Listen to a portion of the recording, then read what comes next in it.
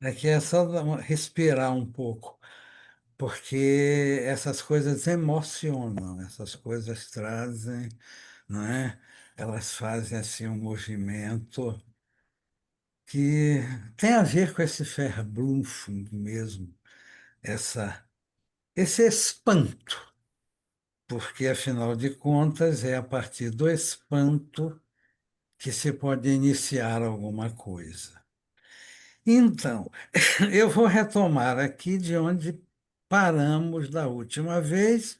Vou também ir o mais rápido que eu puder, para que a gente possa, enfim, dar um fecho, por mais provisório que esse fecho possa ser, com reticências, né, em vez de ponto final, nessas nossas considerações sobre a interpretação dos sonhos, que eu já disse de outras vezes, e nós temos esse privilégio na era tecnológica de podermos deixar gravado o que a gente diz, não é? Então, isso a gente vai também fazendo como uma espécie de legado, de coisa que se vai deixando aí para que possa fazer efeitos, não apenas em relação aos outros, como em relação à própria pessoa que está enunciando alguma coisa. Então, nós tínhamos concluído justamente naquela parte em que Freud vai dizer que as representações no processo primário, elas são de imagem, não é? É uma representação de imagem que se dá no campo do perceptual, do perceptivo. Então, ele diz que o processo primário busca uma identidade de percepção. Já o processo secundário busca uma identidade de pensamento. E quando ele fala na identidade de pensamento, ele fala logo em cadeias. Ele, inclusive, diz assim: o processo primário ele é totalmente dominado pelo princípio do prazer. O processo secundário ele tem que, de alguma forma, inibir algo do desprazer para que ele possa ir concatenando, quer dizer, ir articulando em cadeia o que ele diz, no caso aqui, os significantes. Então, nós havíamos parado nessas duas, vamos dizer, identidades, porque é o termo que ele usa, uma perceptiva, que é própria do processo primário, que é a lógica própria do inconsciente, e outra identidade de pensamento, que é do processo secundário, a lógica própria do pré-consciente consciente. Muito bem. Logo em seguida, ele vai falar de uma anterioridade do primário em relação ao secundário. Aliás, os próprios nomes já nos dão uma sugestão em relação a isso, né? O primário é aquilo que está antes, é o primo, o primeiro. O secundário é o secundo, né? É o segundo, é o que vem depois. Ele vai falar de uma anterioridade que não é apenas uma anterioridade lógica, é até mesmo uma identidade cronológica do primário em relação ao secundário. Diz ele, página, deixa eu ver se eu acho, para 546, 546. Até onde sabemos, não existe nenhum aparelho psíquico que possua apenas um processo primário. E, nessa medida, tal aparelho é uma ficção teórica. Eu remonto aqui aquele esquema do Pente, que é onde ele figura o aparelho psíquico, e onde ele próprio diz que aquilo é uma ficção teórica e até alerta as pessoas para não tomar os andaimes pelo edifício. O edifício é a construção teórica, não é? Que ele está fazendo aí. Então, até onde sabemos, não existe nenhum aparelho psíquico que possua apenas um processo primário e, nessa medida, tal aparelho é uma ficção teórica. É claro que nós temos que relativizar isso, porque muito no início não há processo secundário. Não foi possível ainda se estabelecer algo como processo secundário. Resta saber que o que está ali pode ser chamado de primário. Isso aqui sou eu que estou elaborando. Por quê? Para que eu chame algo de primário, eu implicitamente já estou supondo que é algo depois dele. Não é? Eu só posso dizer que algo é primeiro se está embutido aí, mesmo sem ser dito, que é algo segundo em relação a isso primeiro. Eu me lembrei da famosa definição de Aristóteles de princípio. Princípio é aquilo que não se segue a nada, mas do qual algo se segue. É primorosa essa definição. Uma definição puramente formal. Princípio é aquilo, seja lá que aquilo for esse, que não se segue a nada, mas do qual algo se segue. É uma definição assim realmente primorosa. Então, ficção teórica não é só que existiria hipoteticamente um aparelho psíquico onde imperasse apenas o processo primário. O próprio aparelho psíquico completo é uma ficção teórica. Muito bem. Completo que eu digo aqui é me referindo ao esquema do Pente. Prossegue ele. Mas pelo menos isto é um fato. Os processos primários acham-se presentes no aparelho anímico desde o princípio. Ao passo que somente no decorrer da vida é que os processos secundários se desdobram e vêm inibir e sobrepor-se aos primários. Olha como os processos secundários se formam. Eles se desdobram e vêm, ao mesmo tempo, inibir e sobrepor-se ao processo primário. Essa inibição é essencial porque essa inibição é justamente, digamos assim, colocar um intervalo no princípio do desprazer. É abrir uma possibilidade de o sujeito suportar o desprazer. Isso tem a ver com o princípio de realidade. Quer dizer, o princípio de realidade, ele abre uma espécie de lapso, de intervalo. Quer dizer, de alguma maneira nós podemos dizer que o processo secundário inaugura o tempo, no sentido de um tempo que corre, que é cronológico, não é? O processo primário ele abre um intervalo e o sujeito tem que suportar algo do desprazer para poder ir adiante. Então, só é possível a constituição do processo secundário quando há uma inibição do desprazer, né, o princípio do desprazer, que domina irrestritamente no processo primário, quando há uma inibição disto e, ao mesmo tempo, eu estou acrescentando aqui, uma espécie de abertura de um intervalo, que se pode colocar como miticamente na origem disso que se chama de tempo. Prossegue Freud. Em consequência do aparecimento tardio dos processos secundários, o âmago do nosso ser, que consiste em moções de desejo inconscientes, permanece inacessível à compreensão e à inibição pelo pré-consciente. Ponto e vírgula.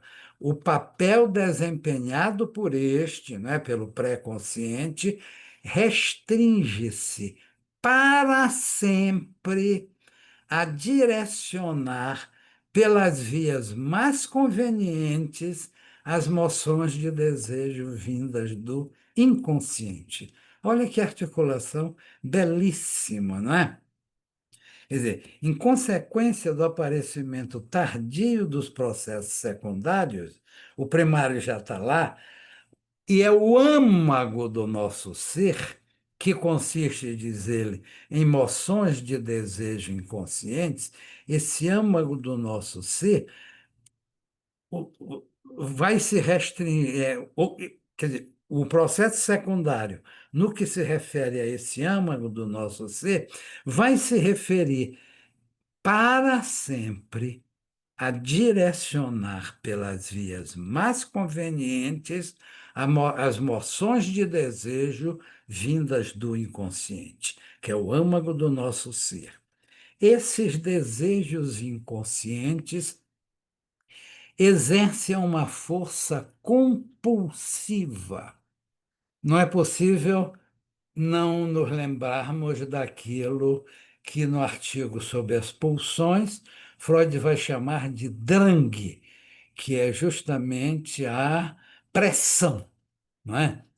O drang é a pressão. Porque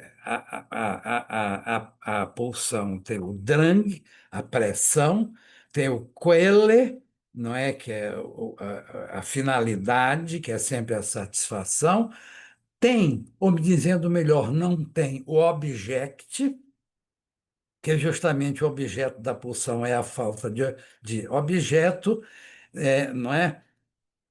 E ele tem a fonte, ou as fontes, que são sempre fontes orgânicas, e é justamente aí que a pulsão faz laço entre o orgânico e o psíquico. Ponto continuando, ele está continuando.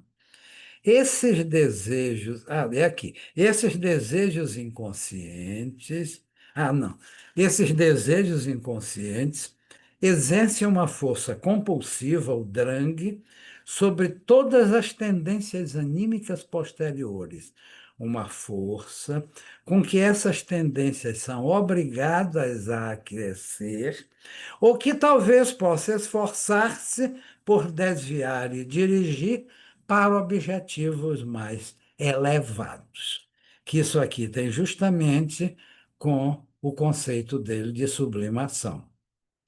E nós sabemos que, inclusive, naqueles 4 artigos metapsicológicos de 1915, a gente pode até incluir junto com isso o texto do Narcisismo, que é de 1914, ele meio que anunciou que escreveria também um texto específico sobre a sublimação, que acabou não escrevendo.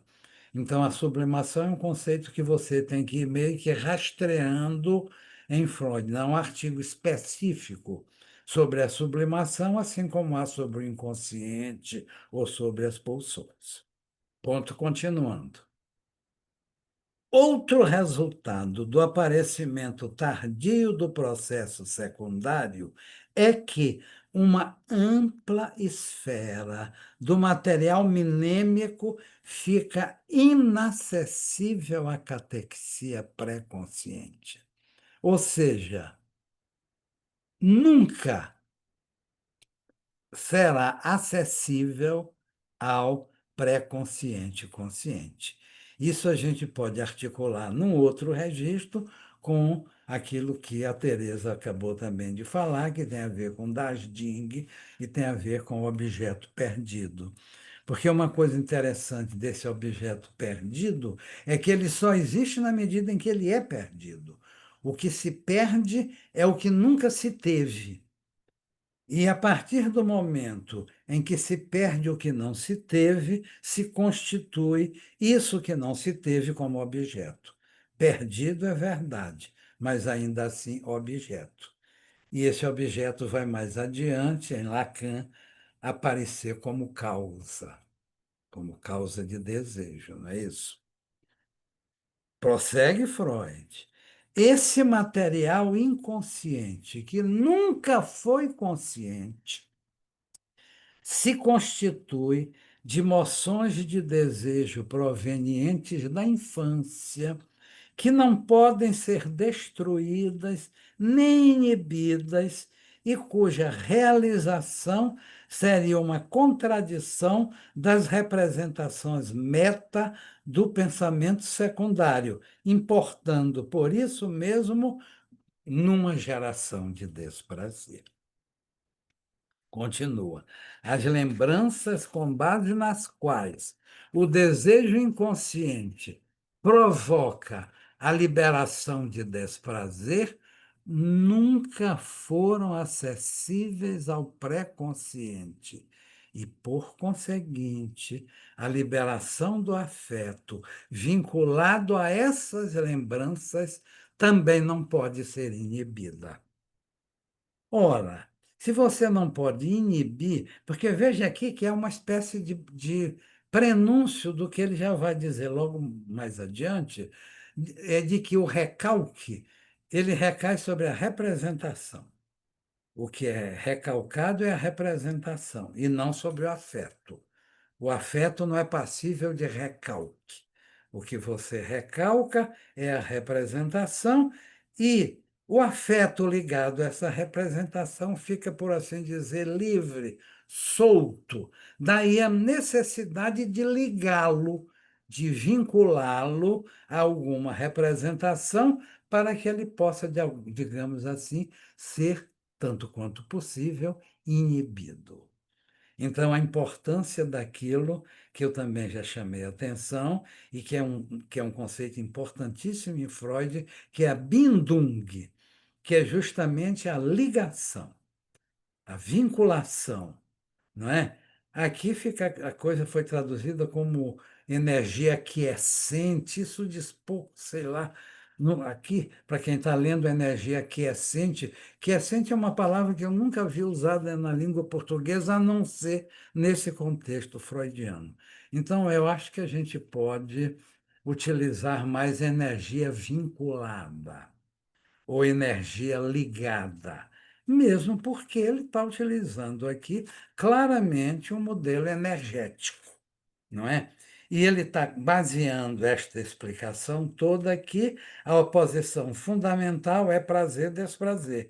Consequentemente, essa explicação é uma explicação econômica, já que na metapsicologia o topológico tem como oposição central dentro e fora. O dinâmico tem como oposição central o ativo e o passivo. E o econômico tem como oposição central o prazer e o desprazer. Em síntese, aqui eu vou fechar um pouco o que ele diz até o momento para a gente já se encaminhar já para outra parte, para finalizar da próxima vez este item que é o penúltimo do capítulo 7. Em síntese, processo primário, cadeia inconsciente. Não, processo primário, cadeia inconsciente. Processo secundário, cadeia pré-consciente, consciente. Processo primário, identidade de percepção. Processo secundário, identidade de pensamento. Processo secundário ainda, energia ligada. Processo primário, energia livre. Atos psíquicos do processo secundário. Juízos, página 503. Juízos, inferências, negações, expectativas, dúvidas, etc. Olha bem esses atos do processo secundário. Juízos, né? Um juízo de atribuição ou de existência que se faça em relação a alguma coisa. Inferências, deduções, ilações, não é? Negações, que nós sabemos que o processo primário não comporta o não, expectativas, dúvidas, etc. O processo primário não duvida. Não há talvez no inconsciente, não é isso que Freud nos diz. Por outro lado, a sintaxe dos atos psíquicos do processo primário, assonância, ambiguidade verbal, coincidência temporal sem relação interna de sentido, como, por exemplo, nos xistes, né? Que é uma coincidência temporal, mas sem relação interna de sentido. Como eu acabei de citar o Seminário 5, não é possível não falar do familionário, né? Com o qual ele abre este seminário. Quer dizer, o familionário aparece aí como uma formação típica de um processo primário, essa coincidência sem relação interna de sentido. E é uma condensação, né? Quer dizer, aquele sujeito, que tem um nome esquisito, eu não me lembro agora para dizer, mas é um relato que Heine faz de uma viagem que ele fez, entre outros lugares, a Itália, e Freud recorta isto aqui, quando o sujeito tinha meio cortado os calos do banqueiro Rothschild, não é? E chegou a ser recebido por este banqueiro, vamos dizer assim, até muito familiarmente, porque o banqueiro fez entrar pela porta da frente e o recebeu na sala. E aí o sujeito disse assim: aí eu fui recebido muito familionarmente. Então, o familionário vai aparecer como essa condensação do milionário que recebeu o sujeito que cometeu o ato falho e ele fez a condensação do familiar com o milionário que o recebeu muito familionariamente. É mais ou menos assim. O sujeito até se sentiu da família. Como ele até se sentiu uma espécie de Rothschild quando ele foi recebido daquela maneira lá. É essa lógica, entre aspas, aqui, é uma lógica própria, que rege tanto os sonhos quanto os sintomas neuróticos. Não é? Tanto os sonhos quanto os sintomas neuróticos são regidos por essa lógica do processo primário. E esses processos inconscientes primários, os desejos inconscientes, Freud já dissera isso expressamente no item anterior, que é o item D, que a gente viu há pouco tempo, eles são ativos, indestrutíveis, atemporais. Notem bem, esta é uma característica do inconsciente freudiano, que vai fazer uma ruptura com tudo aquilo que o pensamento anterior a Freud havia designado como inconsciente. O inconsciente aí aparece no conceito puramente negativo, como não consciente, como não consciência. O inconsciente é aquele que não está agora na minha consciência, mas pode vir logo daqui a pouco. Basta eu fazer um desvio de atenção que eu trago aquilo, não é, para cá. O inconsciente freudiano não permite isso. Você não vai ao inconsciente. Então, a análise é uma espécie de momento em que o inconsciente é chamado a falar. Nisso que o sujeito fala livremente, fala por livre associação, espontaneamente, sem censura, nisso que ele fala, sem censura, ele fala além do que ele quer dizer. E ele comete as falhas, não é? As falhas, os atos falhos, os lápis, as dúvidas, os sonhos, etc., que vão constituir justamente esses processos inconscientes que Freud já designou como ativos, eu estou chamando atenção para isso, o inconsciente freudiano é ativo, assim como a escuta freudiana também é ativa, não é isso? A escuta não é meramente uma recepção de algo que é dito, a escuta é ativa, e ela é ativa, por assim dizer, oscilantemente, flutuantemente, né? Aquilo que ele chamou de atenção flutuante. Então, essa escuta, assim como os atos inconscientes, são ativos, indestrutíveis e atemporais. Aí Freud vai entrar na parte final desse item eu vou pelo menos avançar um pouco, já que a gente tem tempo. O recalque. Então, aqui vai ser uma das primeiras elaborações mais sistemáticas, por assim dizer, da Verdrängung, quer dizer, o recalque em Freud. Observe isso, isso não acontece apenas em Freud, é, isso acontece em vários filósofos, cientistas, etc. Você, às vezes, vai elaborando teoricamente e você acaba fazendo elaborações sobre algo, eu vou aqui chamar provisoriamente de conceito, porque ele só será conceito mais na frente, mas de algo que seria uma espécie de embrião do conceito, para o qual não há nome. Não há nome, não existe nome, mas o conceito é como se antecedesse o seu próprio nome. Pulsão é um exemplo típico disto.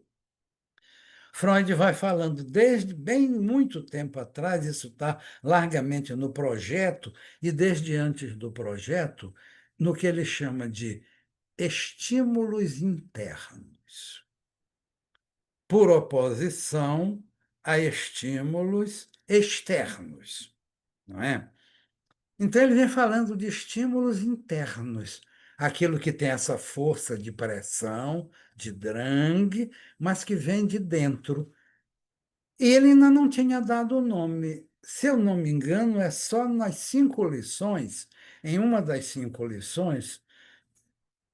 Não, não, não, não. Estou errado. Nos três ensaios sobre a teoria da sexualidade, de 1905, é ali nos 3 ensaios que ele vai cunhar como conceito a palavra trieb, Trieb, que foi traduzida aí como instinto, né?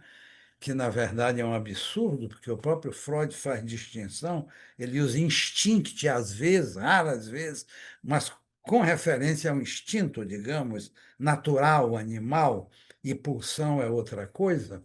Então ele já vem falando há muito tempo de estímulos internos. Em 1905, ele batiza de pulsão, e isso é criado ou é recriado retrospectivamente como um conceito, aliás, um dos conceitos mais fundamentais da psicanálise. Eu até arriscaria dizer que em Freud a pulsão é o mais fundamental de todos os conceitos. Quer dizer, na origem mítica, como toda origem, o que está é a pulsão. Não é? É a pulsão. Então, ele vai lá nos 3 ensaios sobre a sexualidade, cunhar esse termo triebe como um conceito. Então, uma vez criado o conceito, ele abrange, por assim dizer, a sua pré-história. Ele vai englobar aquilo que já vinha sendo dito, mas não nomeado propriamente, desde antes e a partir do momento em que ele é constituído como conceito, ele se articula com toda uma teia, com toda uma cadeia teórica, não é? Que é aquilo que, no fundo, é o sentido principal da metapsicologia, que é a teoria, é o corpus, digamos, teórico da psicanálise. Pois bem, o recalque. Então, aqui Freud vai dedicar uma parte desse item para tratar especificamente do recalque. E ele começa dizendo o seguinte: eu estou acompanhando o texto. A antítese da vivência primária de satisfação, aquela vivência mais primária de satisfação, é aquela que leva o bebê a alucinar, não é isso? Quando ele tem aquela primeira vivência primária de satisfação, numa mamada, em que, ao mesmo tempo, a boca, os lábios, se constituem como fontes de pulsão, não é? Quer dizer, há uma satisfação pulsional que é experimentada ali, e o bebê alucina, vamos dizer, regressivamente, toda alucinação é regressiva. Nós vimos isso lá no item B deste capítulo, a regressão. Toda alucinação é regressiva, e o sujeito regressivamente experimenta uma vivência de satisfação, alucinando aquela primeira vivência, vamos colocar entre aspas, mítica, de satisfação, porque eu meio que identifico o mito com a origem. Claro que eu tenho que fazer a ressalva de que nem todo mito é mito de origem. Evidentemente, há vários mitos que não são mitos de origem. Nem todo mito é de origem, mas toda origem é mítica. E quando eu digo toda origem é mítica, eu não estou usando mítico aqui como algo do falso, porque isso não é de modo algum assim. Levi-Strauss já mostrou exaustivamente que o mito contém uma verdade, há toda uma verdade do mito, né? Então, mítico aqui está no sentido de primário, originário, e que se diz de uma maneira análoga àquela com a qual se narra um mito. Toda hora eu tenho acompanhado aqui, porque a internet vive cheia disso, e eu tenho uma grande curiosidade e um fascínio imenso. Isso talvez na minha infância, né? Porque a parte que eu me recordo da minha infância, vamos dizer, sei lá, dos 4, 5, 6 anos de idade para cá, eu passei em Guimarães, aqui no interior do Maranhão, uma cidade onde não havia luz elétrica. Então, vocês podem imaginar a fascinação de uma noite estrelada, sem nuvens e sem lua. Hum? Que coisa mágica, que coisa absolutamente fantástica você vê aquele céu absolutamente estrelado. Então, eu sou fascinado por isso desde menino. E toda hora eu vejo aqui na internet novos avanços, novas descobertas. Então, o telescópio James Webb, por exemplo, encontrou esse encontro, não é visual, é através de raios infravermelhos, etc., ele encontrou uma galáxia ou um aglomerado de galáxias cuja existência, cuja origem é, digamos, só 1 bilhão de anos depois do Big Bang, o que é muito pouco. Digamos que que um encontro desse é um encontro de uma galáxia bebê. Só 1 bilhão de anos depois do Big Bang, que, por sua vez, é um mito de origem, não é? Isso é um mito de origem. Algo, sabe-se lá que algo é esse, num determinado momento, explodiu e cá estamos nós na esteira do que resta dessa explosão, podendo, inclusive, com a nossa tecnologia, procurar o momento, se é que há propriamente um momento, porque a própria existência de tempo é uma questão, quer dizer, é difícil você dizer assim, num dado momento houve o Big Bang, mas como é que eu vou chamar isso de momento? Se o tempo ele só existe a partir daí, a partir de uma interação com isso que se chama de espaço. Não há tempo e espaço separados, mas sim uma totalidade chamada espaço-tempo. Então a gente narra isso miticamente. Num dado momento, houve isso, e cá estamos nós aqui, Via Láctea e bilhões de outras galáxias que estão por aí. Agora, evidentemente, que se eu pergunto a um físico, e antes disso, ele provavelmente vai me dizer que a pergunta não cabe. Não há propriamente um antes disso.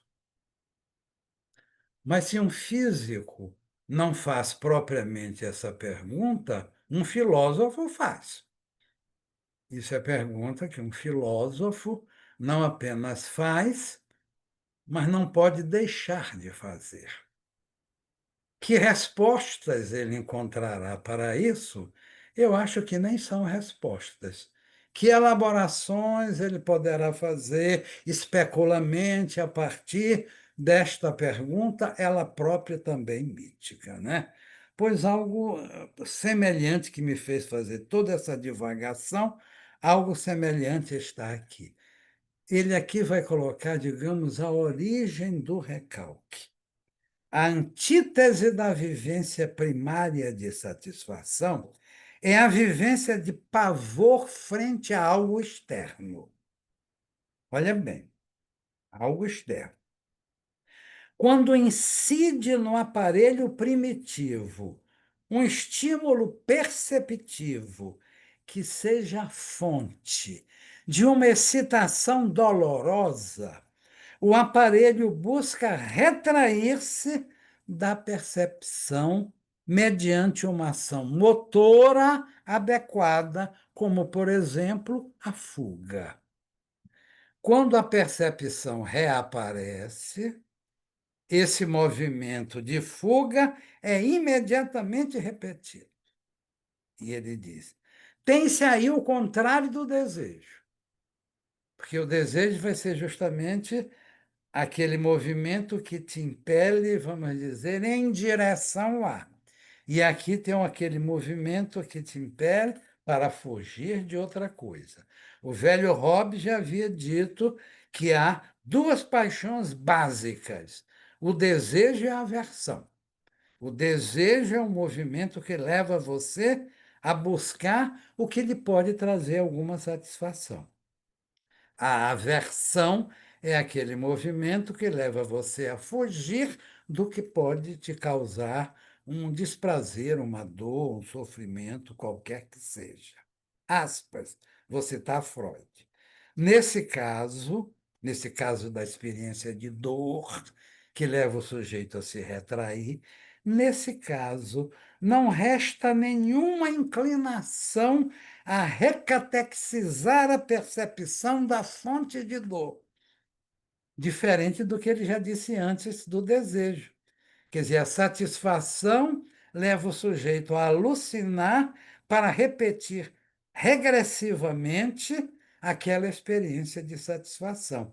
Aqui, nesse caso, ele diz: nesse caso, não há nenhuma inclinação a recatexizar a percepção da fonte de dor, alucinatoriamente ou de qualquer outra maneira.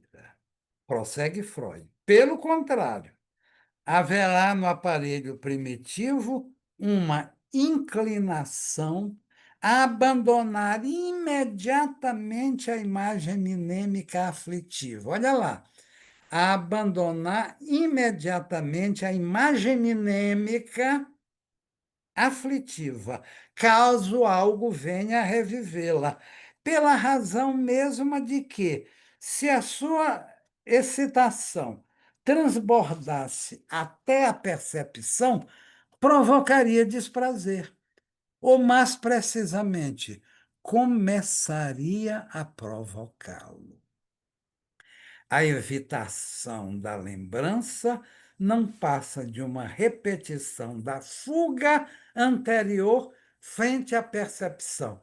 Perceberam o paralelo que ele faz entre aquilo que antes ele chamou de desejo, que é uma repetição, no caso alucinatória, de uma primeira vivência de satisfação, e isso que está aqui, que ele vai já chamar de recalque, que é a evitação da lembrança mnêmica, cuja presença pode provocar ou começar a provocar desprazer.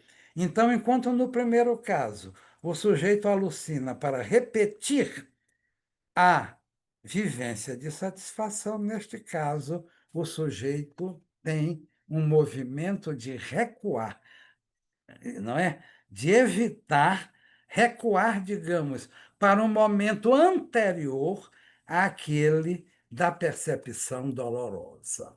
Bom, isto eu não posso deixar de observar aqui, vai sofrer uma modificação importantíssima em 1920. Porque, veja bem, tudo o que Freud está escrevendo aqui supõe a vigência irrestrita do princípio do prazer. Ou, se quiserem, do princípio do desprazer. Não é? Tudo o que está aqui acontece, vamos dizer assim, aquém do princípio do prazer. Supõe a vigência do princípio do prazer. No texto do Além do Princípio do Prazer, ele abre o texto perguntando assim, vamos dizer, metodologicamente, haverá algo além? Até aqui, todas as nossas elaborações supuseram que o princípio do prazer rege irrestritamente a vida psíquica. Até aqui, até 1920. Mas será que haverá algum além desse princípio? Aí Freud vai ter que definir que além é esse. O que ele entende por além do princípio do prazer? Que além é esse? Ele esclarece. O que está além do princípio do prazer é algo que reúne dois requisitos. Aliás, toda vez que eu falo nisso, me dá uma vontade de trabalhar o além do princípio do prazer. Quem sabe, depois disto, já no ano que vem, a gente pense em fazer tal coisa se houver desejo da parte de vocês, evidentemente, né? E de outros mais que, porventura, ou entrem na escola ou passem a acompanhar o que você está colocando aqui. Que além é esse? O que se pode entender como um além do princípio do prazer? Freud coloca dois requisitos. Primeiro, tem que ser anterior ao princípio do prazer. O que por si só já é uma revolução. Como é que algo pode ser anterior ao princípio do prazer? Se até agora tudo está aquém do princípio do prazer. Então, primeiro é que o além do princípio do prazer tem que ser anterior ao princípio do prazer. E segundo, é que pode ser contrário a ele. E aí é que está o X da questão. O além do princípio do prazer não só é anterior ao princípio do prazer, como pode ser contra o princípio do prazer.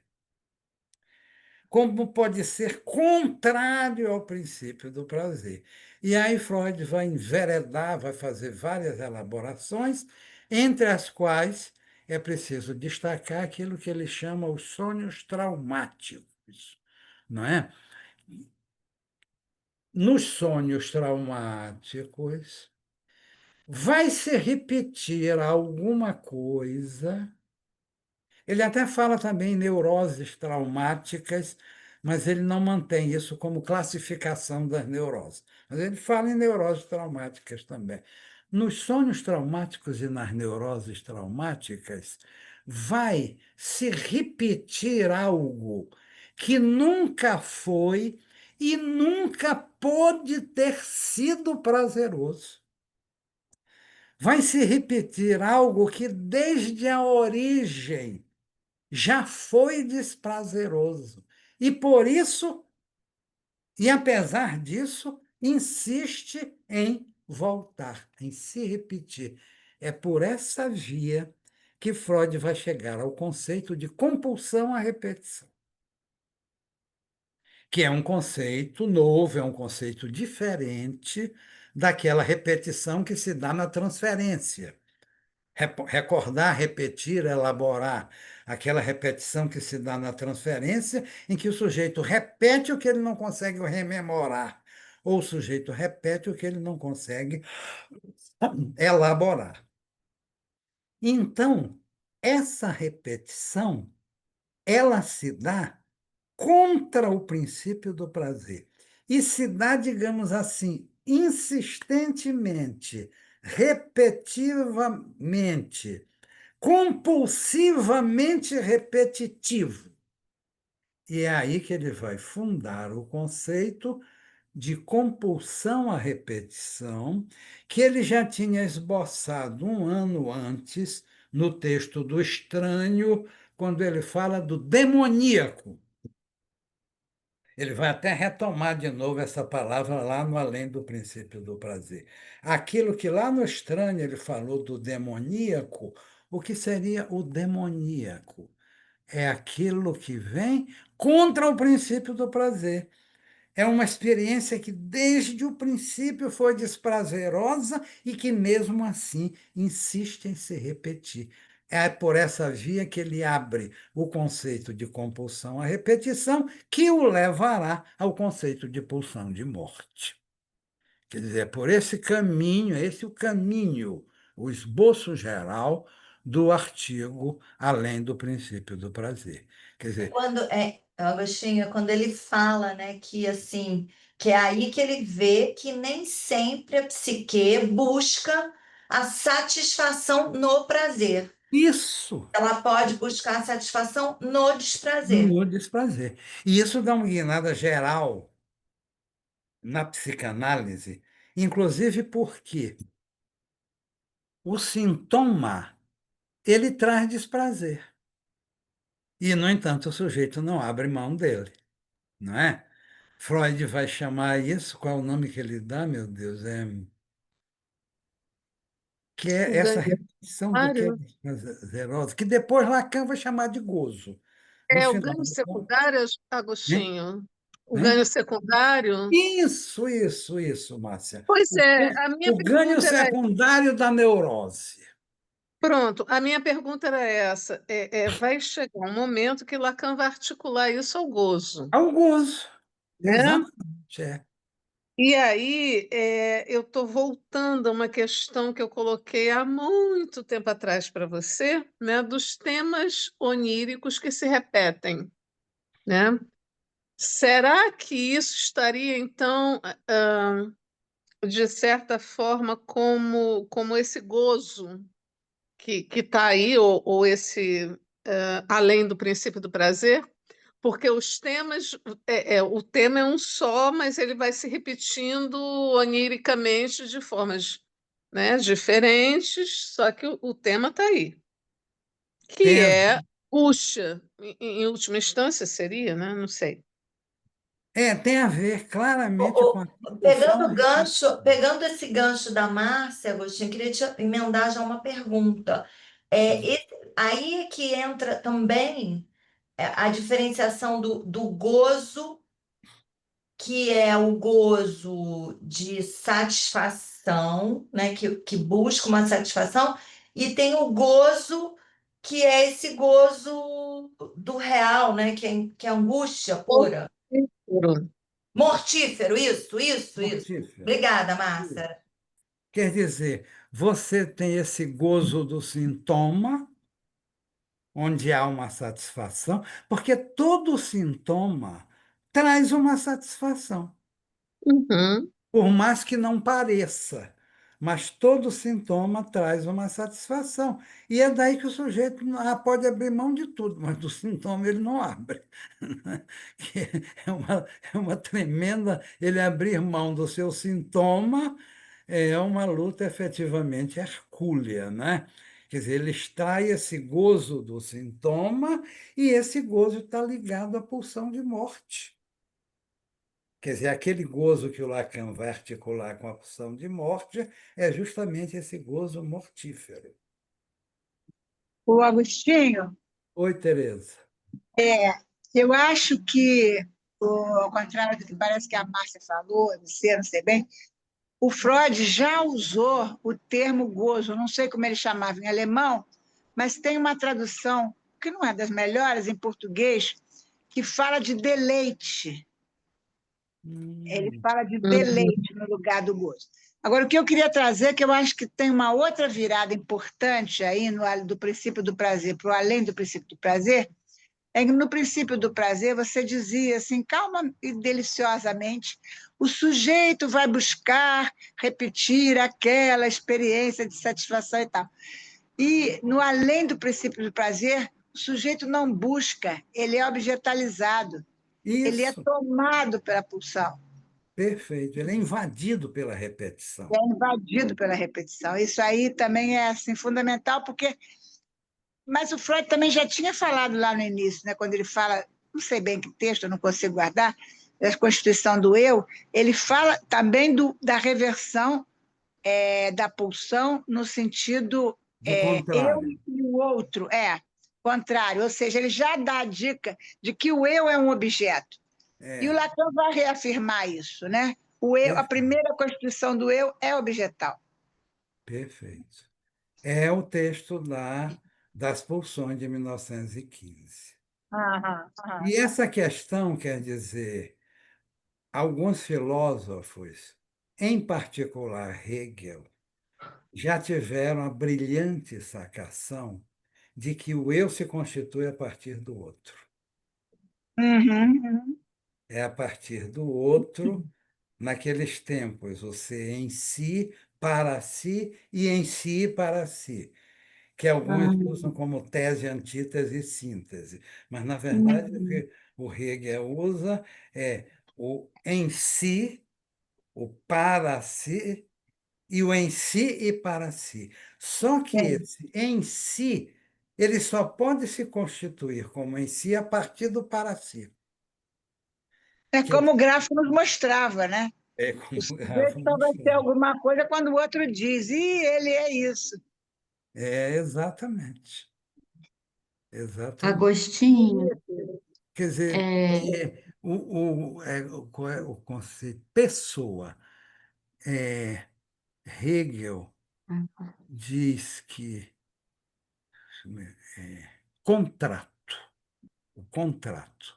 O contrato, diz ele, é o reconhecimento do outro como pessoa.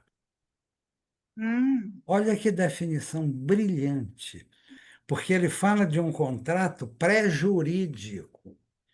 Não é ainda contrato de compra e venda, etc., que existe com o direito já constituído. Ele fala de um contrato fundante. O contrato é o reconhecimento do outro como pessoa. E nisso eu me reconheço a mim próprio como pessoa. Quer uhum. dizer, os filósofos também dizem coisas muito interessantes, né? Então, gente, posso Laís, perguntar eu uma queria coisa, falar. Agostinho?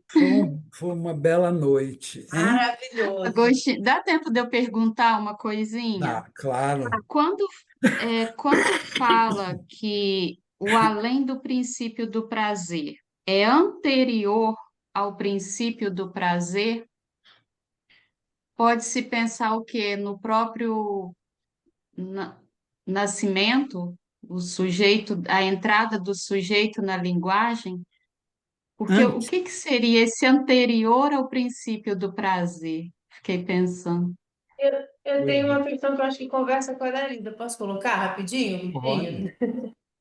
Porque você falava da questão da identidade perceptiva, né, que é do processo primário, e eu não me lembro agora os nomes exatamente que você colocou.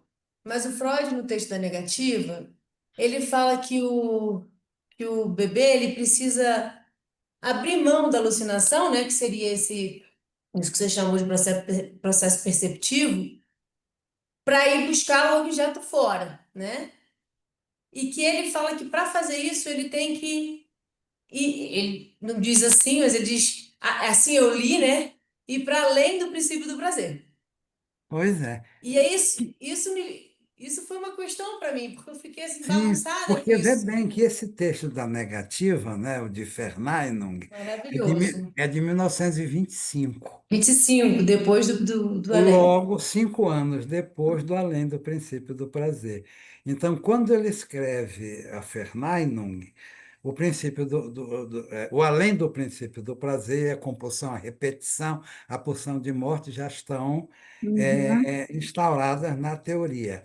Mas ele vai falar de dois juízos, que é o juízo de Uhum. existência e o juízo de atribuição. Realidade. atribuição. Atribuição. Atribuição. Primeiro de atribuição, depois. Primeiro de atribuição e depois o de existência. Isso contraria o senso comum, porque o Sim, senso comum nos diz que eu tenho que primeiro supor uma coisa como existente para poder atribuir-lhe algo, sim, algum sim. atributo, alguma propriedade. E Freud vai mostrar, num texto de 5, 6 páginas, é um dos textos mais densos que eu já li. Eu já trabalhei, às vezes, em palestra esse texto, eu acho ele assim cintilante, porque ele A vai negativa? colocar a negativa, porque ele vai Eu colocar, também. por exemplo, que o juízo de atribuição ele é anterior, porque o que vai estar antes mesmo no sujeito é aquilo de expulsar a austóssum, a Uhum, expulsão, que é anterior a Verneinung, etc., é de expulsar o que, digamos, desagrada. Daí que uhum, elaboraram a expressão bom de dentro e mal de fora, né? Manter uhum. o bom de dentro e o mal de fora, só que nem sempre o que está dentro é bom. Mas isso é outra história, né? Mas é a partir daí que ele vai colocar a anterioridade do juízo de atribuição em relação ao juízo de existência. Então, o primeiro movimento é essa ejeção, essa Ausstossung. A Ausstossung está, digamos assim, na origem das origens, na origem mítica. E é pena que aqui a Nathalie É da ordem do teria sido, né? não teria sido. Essa anterioridade, esse tempo de anterioridade, eu entendo como aquilo que teria sido se fosse, mas não foi. Exato, mas não foi. Mas, se você não supõe como teria sido, você não tira consequências. Aham, aham. Você não constrói nada depois disso. Uhum, Consequentemente, quer dizer, aquilo que Aristóteles diz, princípio é algo que não decorre de nada, mas do qual algo decorre, eu aqui já uhum. posso acrescentar. E isso que decorre volta sobre o seu próprio princípio e o reafirma ou o retifica. Esse é o valor da negativa, ou seja, do austócio, né? Do não foi. Teria sido, mas não foi. E Não esse, foi. e esse, esse primeiro não ter sido tem a ver com esse desamparo inicial que funda, né, Sim, o na sujeito. Sim, origem, sim. Na origem, o o desamparo. desamparo é total. Aham. Então, Agostinho, porque quando ele diz isso, ele diz também, né, que todo objeto para ser alcançado primeiro precisa ser perdido, né? E é muito interessante isso aí, porque nessa cena fica muito. Ele recorta muito bem isso, né, essa questão do objeto perdido. que nunca houve, porque precisou ser perdido antes de haver, né? Mas aí eu fiquei pensando, quando eu li isso, eu gosto muito desse texto, já li ele algumas vezes, eu adoro ele. E eu li agora para a aula de sábado, e aí fiquei pensando nisso, porque quando ele diz, ele precisa fazer esse movimento, a despeito, ele não diz para além, ele diz a despeito do princípio do prazer. E eu li alguma coisa do desejo, né? De você se lançar para fora, de alguma forma, para fora daquilo que já está ali dado, né? Porque aquilo não é o suficiente. E aí eu fiquei pensando nessa questão do princípio do prazer, olhando o princípio do prazer, bom, já que você estava falando, eu resolvi trazer essa questãozinha aí. E isso pode nos ajudar também a pensar o que Freud diz, que encontrar um objeto é reencontrá-lo, Uhum, uhum. que é outra coisa brilhantíssima, Sim. não é? Que esse gênio, vamos usar a palavra, por que não? É. Para É. esse dá para Gê- usar, para bem poucos. Ele é um Agora, que. eu Até acho que é porque Ó, se você... fundamental, eu acho que é fundamental a gente ter claro que prazer não é satisfação. Sim, A sim, gente não sim, separar isso, dois isso. conceitos. Uhum. Não é, quer dizer, Uhum. há toda uma satisfação no desprazer. Exato, exato. não, isso Satisfação. ele deixa bem claro, né? Quando ele faz o princípio do prazer e depois o além, isso aí eu acho que fica Isso, muito claro. isso, Isso, isso. Quando sai de um Uhum. texto para o outro, você vê isso plenamente. exato. Agora, quando você fala de reencontrar o objeto, eu pensei assim, aí você diz prazer de reencontrar o objeto ou satisfação de encontrar? Não, eu Pergunta. disse apenas assim: encontrar um objeto é Ah, tá. reencontrar. Ah, tá. Não. Aham. Eu não falei nem em prazer, nem Tá, em tá, tá. Então tá. Então, encontrar um objeto é reencontrá-lo. Daí pode Uhum. advir prazer ou desprazer, enfim. Depende da relação que vai ser estabelecida com esse objeto. E de quem estabelece, né? Exato, exato. E de quem estabelece. Agostinho, se você for mesmo seguir, então, aí, a questão do além do princípio do prazer ano que vem, já viu que o pessoal está animado, viu? Para te acompanhar. É Topo, verdade. bom, É E bom, muito mesmo. uma vez um sujeito chegou no meu consultório e a primeira coisa que ele disse foi o seguinte: há um bom tempo eu sofro horrivelmente. Aí eu digo, há um bom tempo. E, e, ali, e ali mesmo ele já se deu conta de que ele tinha. É como se ele dissesse aqui, naqueles bons tempos em que eu sofri horrivelmente. Né? Muito bom. Gente, Legal, ganhei a gente. Boa noite. noite. Muito obrigado. obrigada, Agostinho. Muito Boa bom. noite, Agostinho. Boa Obrigada. bom, boa noite. Obrigada, Agostinho. Boa noite. Beijo. noite. Até a próxima. Até. Tchau.